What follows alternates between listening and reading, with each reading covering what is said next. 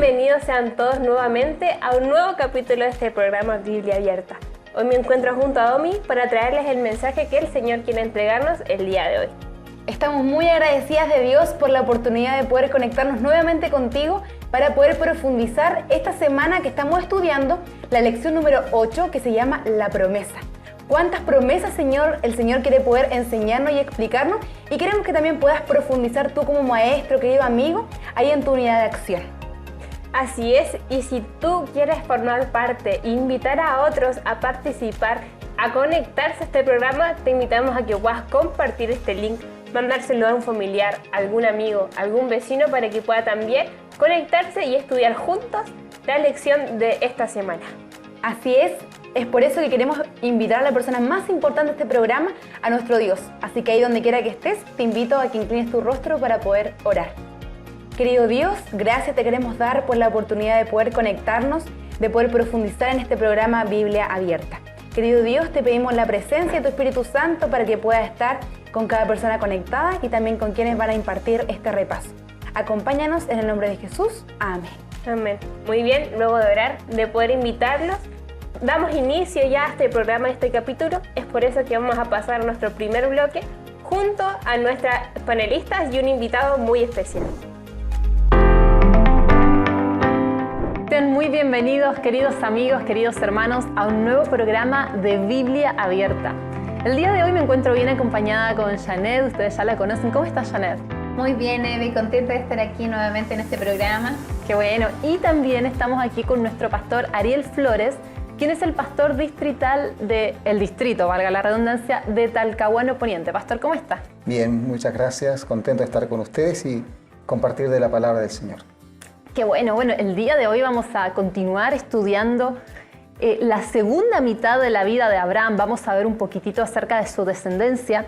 Pero antes recordar aquí a todos nuestros espectadores, a nuestros amigos, hermanos, que este es un programa enfocado para toda la iglesia, pero en especial para nuestros maestros de escuela sabática, ya que aquí veremos herramientas útiles, consejos, tips que ustedes maestros van a poder aplicar en su unidad de acción los sábados en la mañana. Ahora sí, veamos de qué trata esta lección, cuáles son los puntos más importantes, los que usted, maestro, amigo, no se puede evitar de mencionar y conversar con su clase. Vemos en la lección de esta semana que finalmente se cumple la promesa de Dios. Después de tantos años, después de décadas de espera, finalmente Abraham tiene un hijo con Sara. También veremos a Isaac creciendo, veremos una decisión muy difícil, veremos a Isaac casado y llegaremos hasta la muerte, hasta el final de los días de Abraham, el día de hoy. Así que comencemos. Mira, podríamos comenzar con el versículo. Me encanta lo que dice este versículo. Versículo 24, capítulo 24 del libro de Génesis, versículo 1. Y lo voy a leer. Dice, y Abraham era viejo y entrado en días, y Jehová había bendecido a Abraham en todo. Me encanta pensar en que finalmente Abraham se sentía bendecido. Tanta espera, pero también llegó ese gozo de la bendición en todo, en todo. Así que Dios busca que su hijo, ¿cierto? Que nosotros como hijos podamos experimentar la bendición. Si bien es cierto, es solo un poquitito, porque la bendición plena nosotros la vamos a vivir cuando vivamos en la eternidad con Cristo. En esta tierra podemos disfrutar de bendiciones que Dios provee para nosotros. Así es. Vemos a un Abraham feliz, vemos con su hijo, vemos cómo él goza de estas bendiciones y, pastor, llega un momento en el que a Abraham le toca enfrentar una situación difícil en la que Dios lo estaba poniendo. ¿Cuál es esta situación, pastor, y de qué forma responde Abraham? Bueno, es bueno mencionar que en esta instancia de Abraham, cuando recibe de parte de Dios una orden, ¿no? Y en el capítulo 22 la orden es que toma a tu hijo, verso 2, a tu único hijo, quiero hacer énfasis, a tu único hijo, a quien amas, vete a la tierra de Moria y ofrécelo en holocausto. Quiero partir que a veces nosotros decimos, Abraham es el hombre de la fe, el padre de la fe, y pensamos que Abraham, bueno, el Señor lo dijo y yo parto, y tengo que hacerlo y listo. Particularmente pienso que Abraham nunca quiso sacrificar a su hijo, pero creo que aquí es puesto él en prueba, ¿no? Él es llevado a una instancia donde tiene que priorizar qué es lo más importante. Y creo que ahí está el punto clave donde está la fe, ¿no? La fe no tiene que ver con solo creer, sino que la fe tiene que ver con priorizar a quién le voy a creer, y la fe también tiene que ver con la obediencia. Con la obediencia, exacto. Pero también resaltar lo siguiente, dice, ofrécelo sobre el monte que yo te diré. Y en ese contexto me gusta resaltar lo siguiente, ¿no? que aparece en la lección, lo menciona, que el monte de Moria era un grupo de montes, pero después en Segunda de Crónicas, el capítulo 3, el verso 1, dice que Salomón construyó el templo sobre el monte de Moria. Entonces a mí me lleva a pensar esto, ¿no? Aquí ya hay un mensaje oculto, ¿no? Abraham, el padre de multitudes, tiene que entregar a su hijo, y en el monte Moria. Pero también resaltar de que el versículo habla de que él tiene que ser probado, ¿no? Él tiene que enfrentar la prueba. Y este es un punto bien clave, no solamente para Abraham, sino también para nosotros cuando somos probados, cuando tenemos que tomar decisiones o enfrentar situaciones que no son agradables.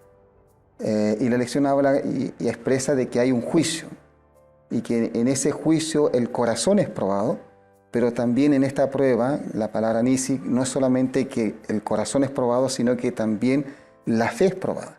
Pero la fe no en esa fe de que a veces la confundimos, ¿no? Y decimos, no, total, Dios provee, pues si el Señor sabe. No, esa fe en que no entiendo por qué tengo que sacrificar a mi hijo, no sé por qué Dios me está pidiendo que sacrifique a mi hijo, no quiero hacerlo, pero me siento obligado a hacerlo, porque el Señor lo dice, pero voy a cumplir esta tarea. Y eso a mí me impresiona. Y esto es triste pensar en esta situación, imaginar un poco la situación en la que Abraham se encontraba. Elena de White dice que hasta la noche anterior él tenía hasta la esperanza de que venga un mensajero, una visión, y que le digan que no era necesario. Entonces imaginemos aquí, querido maestro, usted puede hacer que su clase imagine a la persona más amada de toda su vida, por quien darían absolutamente todo, y que el Señor le ponga esta tremenda prueba de tener que hacer esto tan terrible que Abraham tenía que hacer. Quizás mencionar lo siguiente, ¿no? Que mientras estudiaba la lección, hacer el ejercicio de decirle a los hijos, sabes que yo soy capaz de dar mi vida por ti. Yo creo que, bueno, con Janel podemos entender eso, ¿no? De que si mi hija, o si tengo que dar la vida por una de mis hijas, yo lo voy a hacer. O sea, uno lo haría. Lo haría, no estaría dudando en hacerlo. No, lo haría. Pero creo que pero aquí lo más terrible no es que tú no estés dispuesto a dar tu vida, sino que lo más terrible es que tu hijo... Tienes que quitarle la vida. Tienes que quitarle la vida. O sea, tú no puedes tomar el lugar de tu hijo. O sea... Pero ¿sabes qué? Que yo pienso, querido pastor y querida Eve, es que de alguna manera Dios conoce tanto a Abraham y resuena en mi mente la enseñanza bíblica donde dice que Dios no nos da una prueba que no podamos soportar. Y en este aspecto, Abraham, en toda su historia, él había aprendido grandes lecciones. Dios le había mostrado grandes lecciones y ahora le tocaba enfrentar esta última lección. Ahora, pastor, quisiera preguntarle, esta prueba que Abraham tuvo que pasar, ¿era simplemente eso, una prueba? ¿O será que Dios quería mostrarle, enseñarle algo, hacerlo partícipe de algo más grande? Es que, mira, volviendo un poquito, Abraham ya había tenido varias pruebas. La pregunta, ¿superó todas las pruebas? No. No superó las pruebas. Ahora... pero tenía que aprender tenía que superarla. O sea, quiero resaltar ese sentido. Nosotros todos enfrentamos pruebas, pero cuidado con decir, mira, si te toca vivir eso, Dios sabe. No. Yo creo que el Señor va a permitir que nosotros seamos probados y que de la prueba nuestra fe puede ser fortalecida o puede ser debilitada. Pero lo que estaba en juego aquí, y respondiendo a tu pregunta, no era solamente si sacrificaba al hijo o no sacrificaba al hijo. Claro. Yo creo que lo que estaba aquí es que el padre de multitudes, el que había recibido la promesa que su descendencia iba a ser como la arena del mar o como las estrellas del cielo, tenía que entender algo, que el ser padre de multitudes no depende de él. Y disculpen, no depende de la cantidad de concubinas, ni de esposa, ni de cuántos años tiene, ni hasta qué edad él se puede reproducir, sino que dependía de lo que Dios hacía. Por lo tanto, Dios le está diciendo, yo te hice una promesa. Pero mi promesa no depende de tu hijo. Exacto. Pero yo te di la promesa, pero tú tienes que saber que quien va a cumplir la promesa no eres tú, soy yo. Exacto. O sea, la base de esta promesa no tiene que ver con lo que el hombre hace o con lo que el hombre no hace, sino que tiene que ver con que yo confío que aunque tenga que matar a mi hijo, la promesa se va a cumplir. A eso voy. Fíjate que era importante que Abraham comprendiese eso, que la promesa de Dios se lleva a cabo siempre. Siempre se lleva a cabo, mientras no sea una promesa condicionada, obviamente, pero en este caso era una promesa que era importante para Abraham y Dios estaba en su pleno desarrollo todavía. Entonces aquí encontramos paralelismos interesantes porque en dos momentos vemos un padre, en dos momentos nosotros vemos a un hijo que pasa a ser un cordero, en dos momentos vemos que este hijo tiene que ser sacrificado. Claro. Pero sin embargo vemos que en una historia no se cumple ese sacrificio con el hijo, pero en otra sí. Entonces, pastor, ¿cuál es el paralelismo y cuál es la enseñanza que él nos deja a nosotros el día de hoy? Establecer primero una diferencia. La diferencia tiene que ver, Abraham ofreció a su hijo, y ahí vamos rapidito a Juan 3:16, ¿no? Porque de tal manera amó Dios al mundo que Él ha dado a su hijo. Entonces, quizás establecer esta diferencia, aquí hay un paralelismo, sí, pero hay que partir de algo básico, que Abraham no está ofreciendo a su hijo, pero nuestro Padre Celestial sí ofreció al hijo, a nuestro Señor Jesucristo. No dice el texto bíblico, pero en esa pregunta de Isaac, ¿y de dónde va a salir el cordero? Y Abraham responde, Dios proveerá. No hay un Isaac que dice, yo me ofrezco. Pero sí hay un Jesús que voluntariamente vino aquí a la tierra. Pero después ahí en el versículo 8 dice, Dios proveerá el cordero para el holocausto, hijo mío. Yo creo que ese Dios proveerá tiene que enfocarse de que no es Isaac un problema tuyo, ni es un problema mío, es un problema de Dios. Y la lección trata de transmitir ese mensaje y utiliza algunas cosas como proveerá a sí mismo, pero quizás yo quisiera cambiarlo a un lenguaje más actual. Es como que Abraham está diciendo, mira Isaac, no es un problema tuyo, no es un problema mío, Dios se la tiene que arreglar. Y creo que ahí hay un acto de fe, pero forzado en un sentimiento, en un dolor de que vamos caminando hacia el monte, ya no están los siervos, vamos caminando hacia el monte, y mientras caminamos al monte, yo estoy rogando de que Dios provea para que no sea mi hijo. Pero también, Señor, vamos caminando hacia el monte teniendo la certeza de que si tengo que hacerlo, algo... Tú tienes un plan mejor. Exacto. Claro. Y yo creo que esa es una encrucijada en la vida cristiana. Exacto, a eso iba a apuntar, pastor, porque finalmente lo que Dios quiere ver en Abraham y también ver en nosotros es este crecimiento espiritual, confiar nuestra vida plenamente en lo que Dios hace, no en lo que nosotros hacemos. Así es, y esa confianza tan plena en Dios lo llevó hasta tal punto de que él estaba a solo instantes, yo creo que a 1 segundo, a 2 segundos de sacrificar a su hijo. O sea, lo iba a hacer. Lo iba a hacer. Lo iba a hacer. Pero ahí Dios dijo, detente.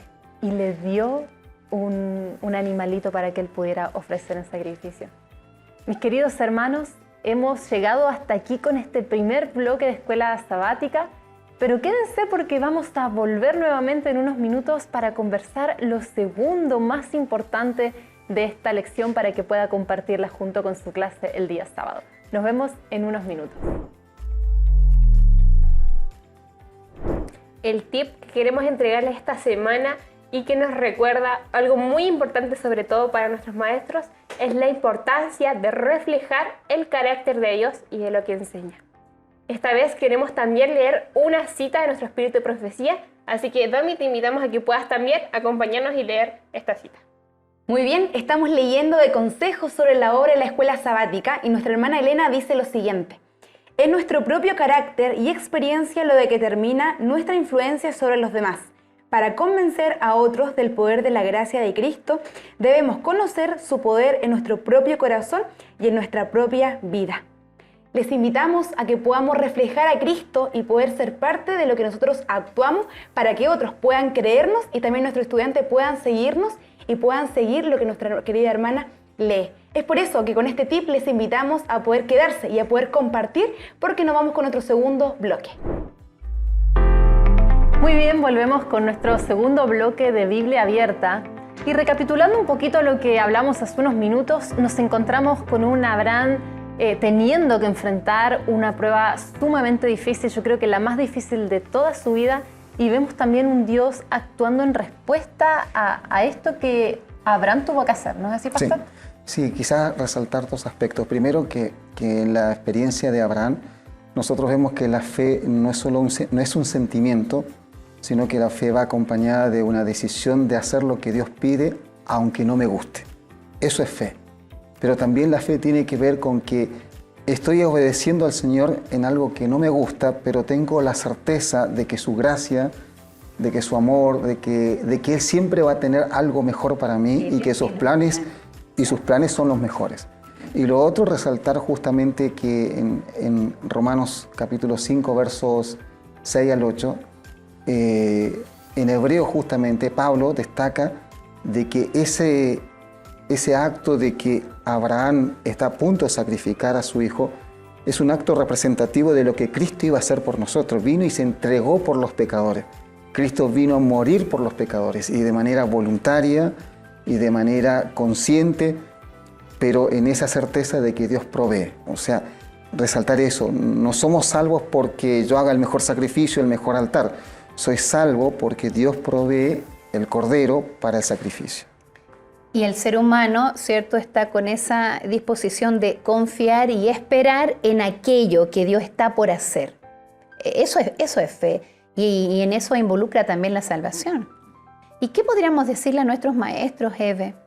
Quizás decirle, ¿cierto?, a nuestros maestros que es importante mencionarle a su unidad de acción que Dios, independientemente de las situaciones difíciles que les toca vivir a sus miembros de iglesia, porque todos en algún momento nos toca vivir en momentos fuertes, situaciones fuertes, ya sea enfermedad, cuando se destruye el hogar, la muerte de un hijo, son pruebas fuertísimas. Es importante que el maestro le permita a su miembro entender que Dios está ahí, está actuando, está al control, aun cuando no podamos entender por qué estamos viviendo esto. ¿Okay? Algo que tú dijiste, Janet, Dios está al control. ¿Dios está al control de la situación o Dios está al control de la persona? Yo creo que buena pregunta. Yo creo que es fundamental que nosotros entendamos de que cuando yo digo Dios está al control no significa de que, no sé, que el cáncer desaparece, que los problemas financieros se acaban, sino que Dios está al control de mi vida. Exacto. Y si Dios está al control de mi vida, voy a tener la tranquilidad y la seguridad de que Dios me va a acompañar. Eso aún en la enfermedad, aún en la muerte, en el dolor. Aunque eso no signifique necesariamente, no, si Dios está al control, todo se soluciona, ¿no? No es así. Y la Biblia lo demuestra también, ¿cierto? Exacto. Así es. Ahora, mis queridos maestros, quizás nosotros podamos pensar, ¿verdad?, en toda esta situación y cómo aplicarla a nuestra clase. Nos vamos a encontrar con que muchos de los alumnos van a estar en el proceso de la fe. Van a estar aún quizás siendo niños en relación a la confianza y dependencia plena de Dios. Entonces, cuán importante, querido maestro, alumnos también, directivas de escuela sabática, que nosotros conozcamos a nuestros alumnos, conozcamos a los integrantes de la escuela sabática, para que la iglesia, para que el maestro y las directivas sean un apoyo espiritual, para que esta fe vaya en aumento, para que quizás tomados entre hermanos de la mano, esta confianza pueda ser mayor y así ayudar a caminar, porque no es que uno tiene fe de la noche a la mañana. Nosotros vemos en la vida de Abraham que él varias veces demostró falta de esto. Por eso, qué bonito sería que el maestro acompañara en este proceso a su alumno. Vamos a avanzar al siguiente capítulo de esta lección, de este repaso de escuela sabática, y nos encontramos con la muerte de Sara. Nos encontramos con esta muerte que no es para menos, porque se le dedica un capítulo completo. Y esto es interesante porque anteriormente no lo habíamos visto esto. Entonces, pastor, ¿qué enseñanzas nosotros podemos sacar de esta? Bueno, lo primero a destacar de este capítulo, el capítulo 23, la muerte de Sara, es el hecho de que hay un esposo. A ver, ¿cómo expresarlo? Se murió mi esposa, bueno, veamos dónde la sepultamos. No veo un esposo, veamos, busquemos el lugar más baratito. Despreocupado. No, sí. Aquí hay un hombre que cuando va a buscar el lugar para la sepultura de su esposa, busca el mejor lugar. Y no solamente busca el mejor lugar, sino que cuando se encuentra con Efrón, él es reconocido como príncipe de Dios, y Efrón le dice: mira, tú eres tan respetado, tú eres tan querido, que no te hagas problema, anda, toma la cueva y no me pagues nada.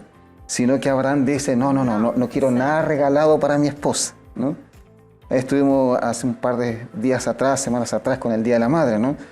Pero acá hay un esposo que se preocupa y paga 400 ciclos de plata, y dice que Abraham lo suficientemente sabe para que lo cuenta delante de la gente, pero le da la mejor sepultura a su esposa.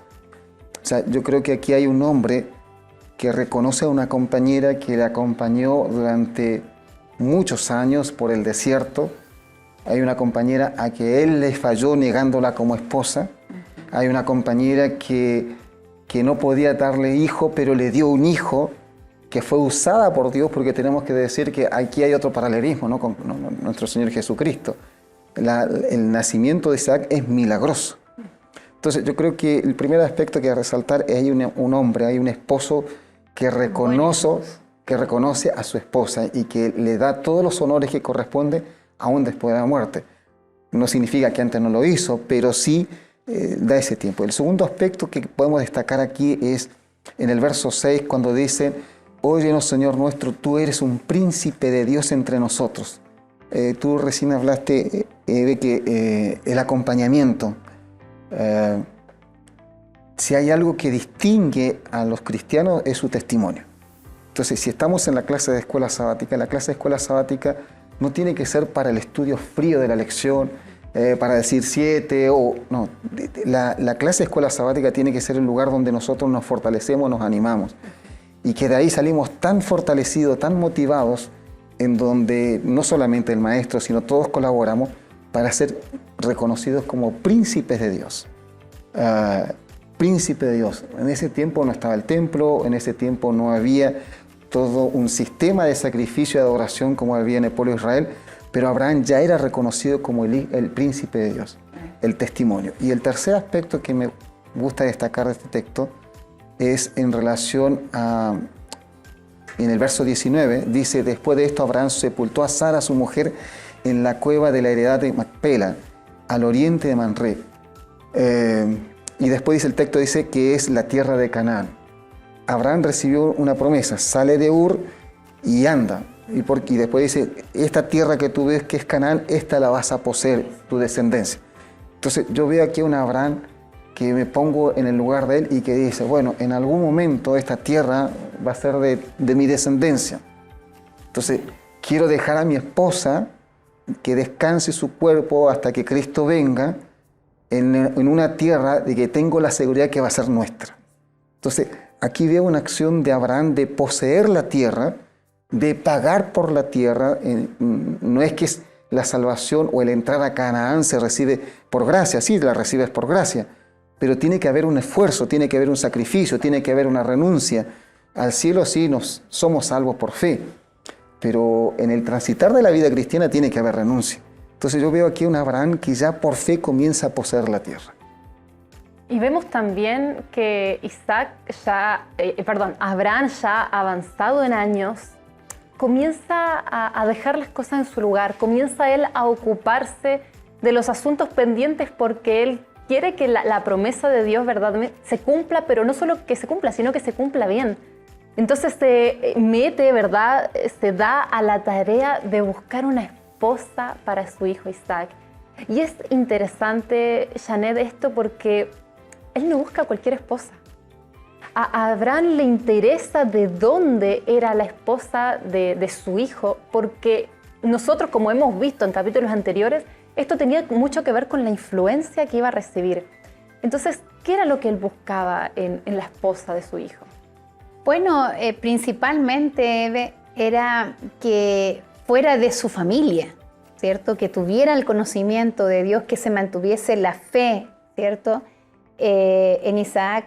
Fíjate que me impresiona que el padre, que Abraham, tome interés en esto. Porque hoy en día nos encontramos, ¿cierto?, con realidades tan diferentes. A veces vemos cómo nuestros hijos sufren porque toman la decisión de poner sus ojos en personas fuera de la iglesia. Nunca fue el plan de Dios. Abraham lo sabía.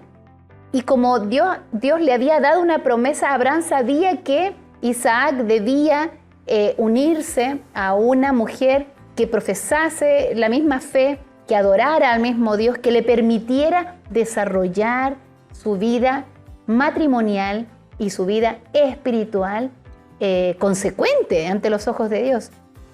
Entonces tuvo que buscar a esta esposa, ¿verdad?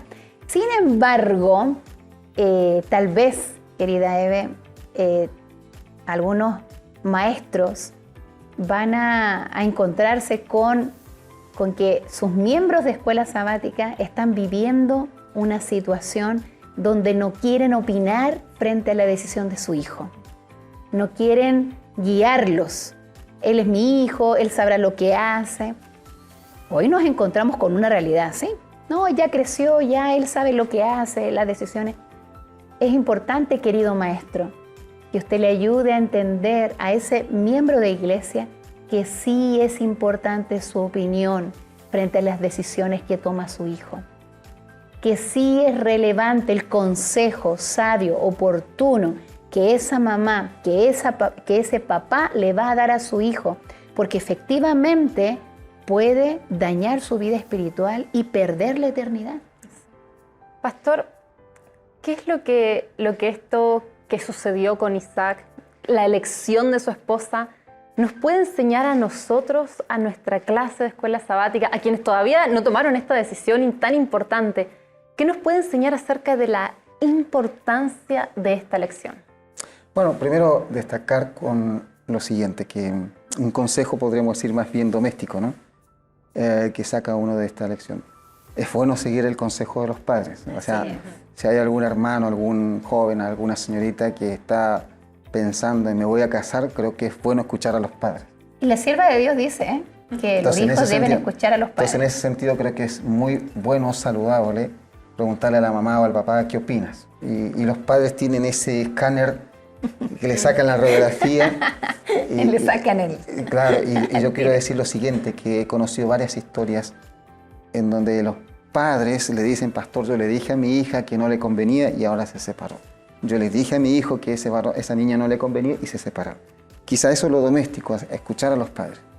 Pero para mí el trasfondo es, la pregunta es, ¿por qué Abraham toma la iniciativa de buscar una esposa para su hijo? Y lo dice la Biblia, él tenía un temor. Claro, pero ¿cuál era ese temor? O sea, el temor sí es porque no quiero que mi hijo busque una filistea, pero ¿era eso solamente? Al leer el capítulo a mí me queda la impresión de que tomando este capítulo y uniéndolo con todo lo demás, yo creo que Abraham no estaba solamente preocupado de que mi hijo está solito, se vaya a equivocar y vaya a tener una vida matrimonial terrible. No, yo creo que Abraham estaba más bien preocupado de que la promesa se cumpliera. O sea, Abraham hacía, pongámosle unos 50 años atrás, había recibido una promesa. Y la promesa era ¿cuál? Mira, Abraham, de tu descendencia va a ser especial, tu pueblo, tus hijos van a ser escogidos, yo los voy a bendecir. Entonces Abraham está pensando en esto. Yo no puedo permitir que mi hijo se case, disculpe la expresión, con cualquier mujer y la promesa no se cumpla. Claro.